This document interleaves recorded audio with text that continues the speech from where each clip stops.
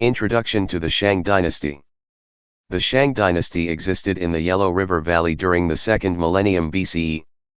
It built huge cities, monopolized bronze, and developed writing, until it was overthrown by the Zhou. The Shang Dynasty, also called the Yin Dynasty, succeeded the Xia Dynasty, and was followed by the Zhou Dynasty. It was located in the Yellow River Valley during the second millennium BCE. The last king of the Xia Dynasty, the first Chinese dynasty, was overthrown c. 1760 BCE by Chengtang. It is estimated the Shang ruled from either 1766 to 1122 or 1556 to 1046 BCE. While scholars still debate whether the Xia dynasty actually existed, there is little doubt that the Shang dynasty existed. The Shang dynasty is, therefore, generally considered China's first historical dynasty. Under the Shang dynasty, a unified sense of Chinese culture emerged. This culture would continue to thrive and evolve, and many modern Chinese still see the Shang culture as China's dominant culture. Under the Shang dynasty, the Chinese built huge cities with strong social class divisions, expanded irrigation systems, monopolized the use of bronze, and developed a system of writing. Shang kings were believed to fulfill sacred, not political, purposes. Instead, a council of chosen advisors administered various aspects of the government. The border territories of Shang rule were led by chieftains, who gained the right to govern through connections with royalty. The Shang dynasty was overthrown in 1046 BCE by the Zhou, a subject people living in the western part of the kingdom. Archaeological evidence. The Shang dynasty is the oldest Chinese dynasty supported by archaeological finds. These have included 11 major Yin royal tombs and building sites of palaces and rituals, as well as weapons and remains of human and animal sacrifices, and artifacts, including bronze, jade, stone, bone, and ceramic. The oldest surviving form of Chinese writing is inscriptions of divination records on the bones or shells of animals, so-called oracle bones. However, the writing on the oracle bones shows evidence of complex development, indicating that written language had existed for a long time. In fact, modern scholars are able to read it because the language was very similar to the modern Chinese writing system. Archaeologists have also found ancient cities that correspond with the Shang dynasty.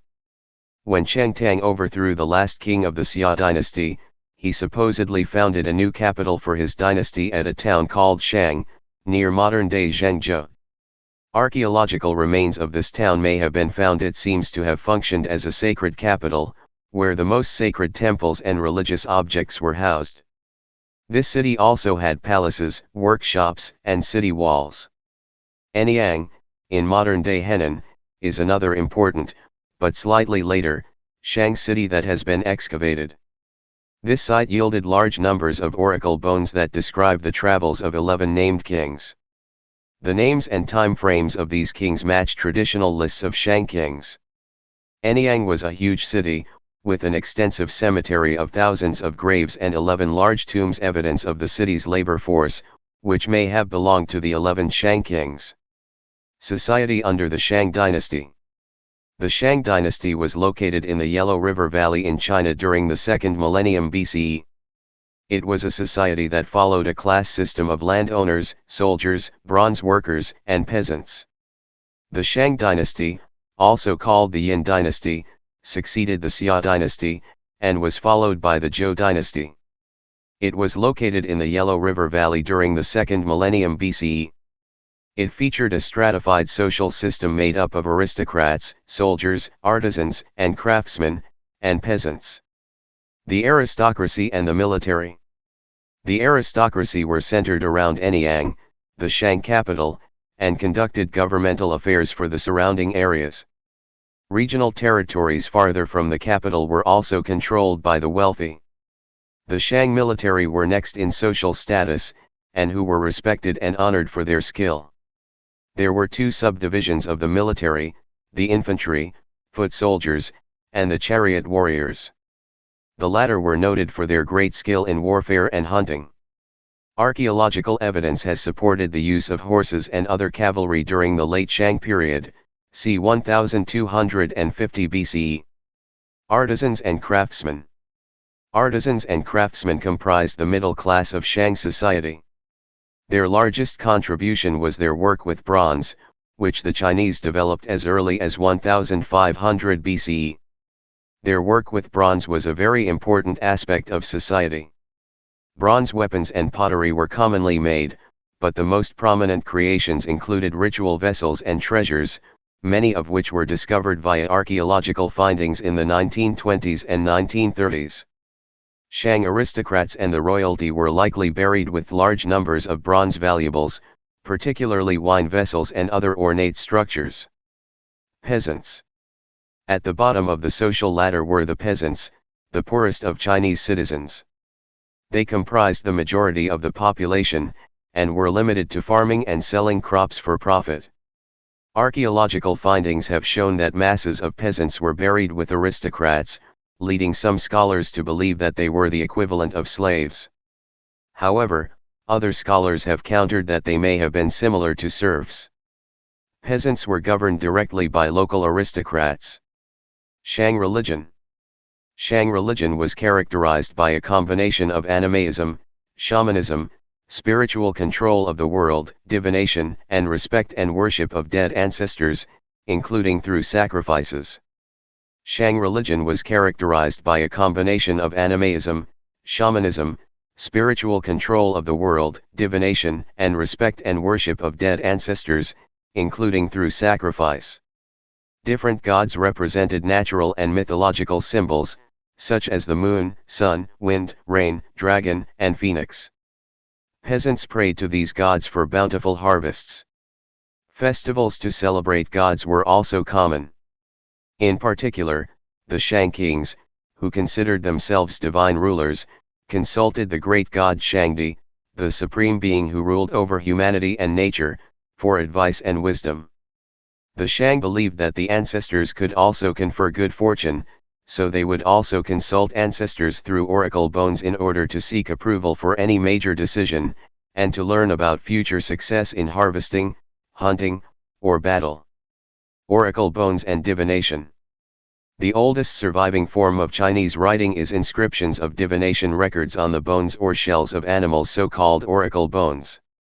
Oracle bones were pieces of bone or turtle shell used by the ancient Chinese, especially Chinese kings, in attempts to predict the future. The ancient kings would inscribe their name and the date on the bone along with a question. They would then heat the bone until it cracked, and then interpret the shape of the crack, which was believed to provide an answer to their question. Questions were carved into oracle bones, such as, "Will we win the upcoming battle?" or "How many soldiers should we commit to the battle?" The bones reveal a great deal about what was important to Shang society. Many of the oracle bones ask questions about war, harvests, and childbirth. The afterlife. It appears that there was belief in the afterlife during the Shang Dynasty. Archaeologists have found Shang tombs surrounded by the skulls and bodies of human sacrifices. Some of these contain jade, which was seen to protect against decay and give immortality. Archaeologists believed that Shang tombs were very similar to those found in the Egyptian pyramids, in that they buried servants with them. Chinese archaeologists theorize that the Shang, like the ancient Egyptians, believed their servants would continue to serve them in the afterlife, so aristocrats' servants would be killed and buried with them when they died. Another interpretation is that these were enemy warriors captured in battle. The Lunar Calendar. The Shang also established a lunar calendar that was used to predict and record events, such as harvests, births, and deaths, of rulers and peasants alike. The system assumed a 29-day month that began and ended with each new moon. 12 lunar months comprised one lunar year. Priests and astronomers were trained to recalculate the lunar year and add enough days so that each year lasted 365 days. Because the calendar was used to time both crop planting and the harvest, the king had to employ skilled astronomers to predict dates and successes of annual harvests. This would help him maintain support from the people. Advancements under the Shang. During the Shang Dynasty, bronze casting became more sophisticated. Military technology also advanced as horses were domesticated and chariots came into existence. Shang Bronze Technology. The Shang ruled China during its Bronze Age. Perhaps the most important technology at the time was bronze casting. The Shang cast bronze objects by creating molds out of clay, carving a design into the clay, and then pouring molten bronze into the mold. They allowed the bronze to cool and then broke the clay off, revealing a completed bronze object. The upper classes had the most access to bronze, and they used it for ceremonial objects, and to make offerings to ancestors. Bronze objects were also buried in the tombs of Shang elite. The Shang government used bronze for military weapons, such as swords and spearheads. These weapons gave them a distinct advantage over their enemies. Shang military technology. The chariot was military technology that allowed the Shang to excel at war. Under the Shang, the Chinese domesticated the horse. Horses of that time were still too small to ride, but the Chinese gradually developed the chariot, which harnessed the horse's power. The chariot was a devastating weapon in battle, and it also allowed Shang soldiers to move vast distances at great speeds. A chariot burial site at Anyang, modern-day Henan, dates to the rule of King Wuding of the Shang Dynasty, c. 1200 BCE. Oracle bone inscriptions show that the Shang used chariots as mobile command vehicles and in royal hunts. Members of the royal household were often buried with a chariot, horses, and a charioteer. These military technologies were important, because the Shang were constantly at war. A significant number of Shang oracle bones were concerned with battle. The Shang armies expanded the borders of the kingdom and captured precious resources and prisoners of war, who could be enslaved or used as human sacrifice.